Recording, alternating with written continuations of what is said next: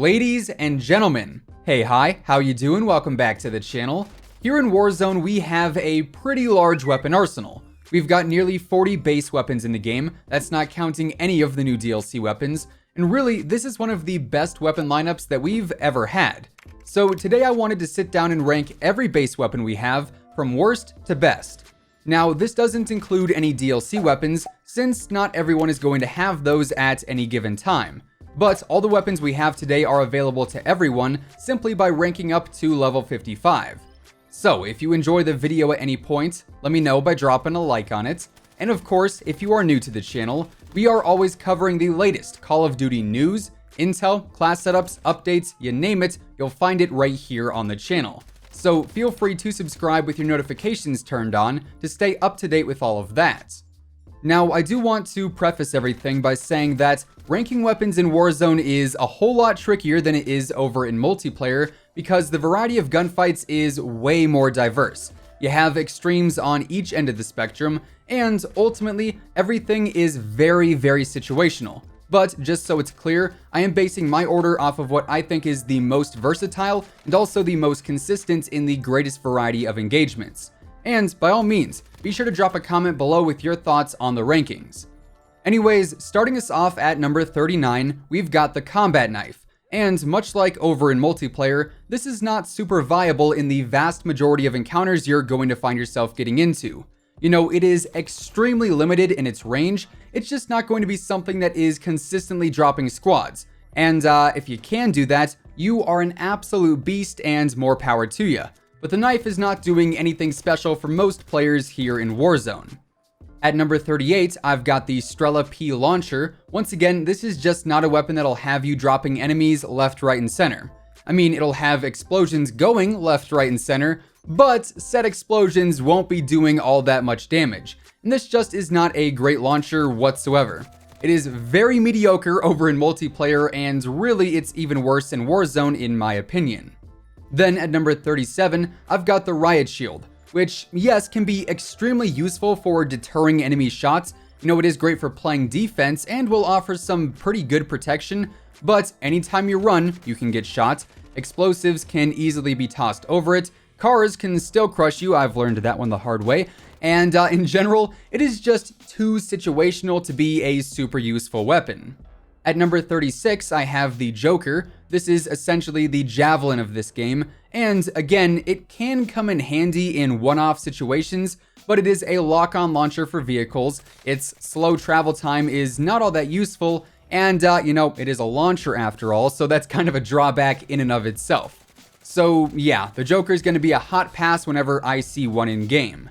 Then, coming in at number 35, I've got the PILA. This is slightly better than the Strela, and it's honestly a lot easier to use than the JOKR, so it only makes sense to have it a little above both of those. Now though, we get into some of the more interesting weapons in the game. However, certain weapons can only be so effective, you know? Like for instance, most of the pistols are not going to be game changers in the later stages of any given game. They're not going to outgun most of the other weapons, and they're very limited in range as well. Which is why at number 34, I've got the M19. Personally, I just think it's not a super fantastic pistol all around. It's usable, don't get me wrong, but it's just not anything too crazy. Following that, at number 33, I've got the 1911, which is a bit more powerful. However, its smaller magazine and more noticeable kick means I am likely passing it up for another pistol instead if I were to have the option.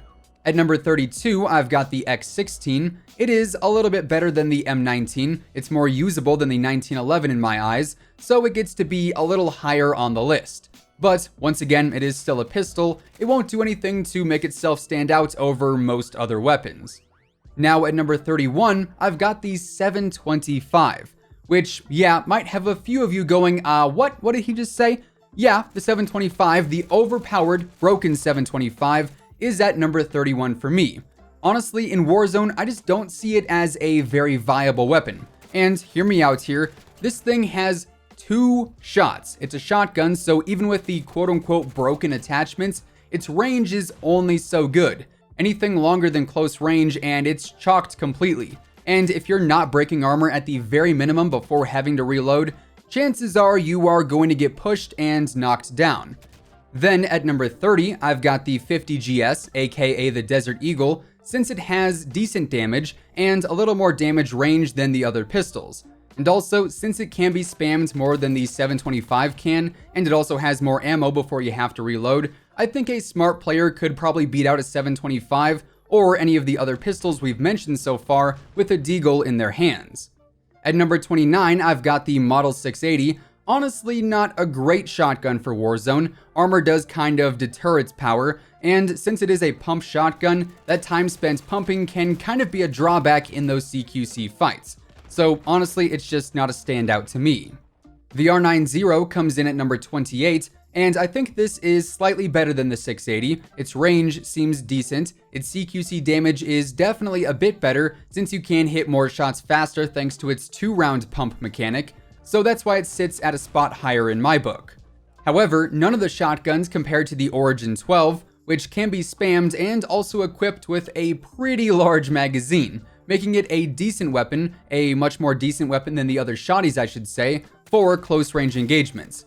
Now at number 26, I've got the 357 Magnum, and this is strictly because of the snake shot attachment, because that, especially when paired with the Akimbo perk, makes the 357 a mini shotgun in and of itself. And I do think it is stronger and also more viable than everything previously mentioned in most cases. Again though, its range doesn't allow for any kind of medium or long range usage, which lands it in the mid-20s for me. At number 25, this is a placement that I definitely did not see coming, but it is what I ended up with. I've got the RPG. This is just a lot more consistent when it comes to being a nuisance against enemy players, and its damage against vehicles also gets it some bonus points too.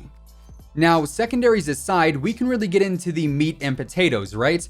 Well, almost. At number 24, I've got the weapon that I despise the most, the Dragunov, which if I threw in a bit more bias into the list, this would definitely be a whole lot closer to the bottom. But in reality, the Dragunov can be decently effective in medium and long range fights. It's got some solid damage, but most of the other primaries are easier to use and or more effective in my eyes. So it can stay in the 20s and I'm going to continue to avoid it. At number 23, I've got the MK2 Carbine, a very fun weapon to use. I do think it's better for more close and medium range fights compared to, say, the Dragunov, even though it is a semi-auto weapon.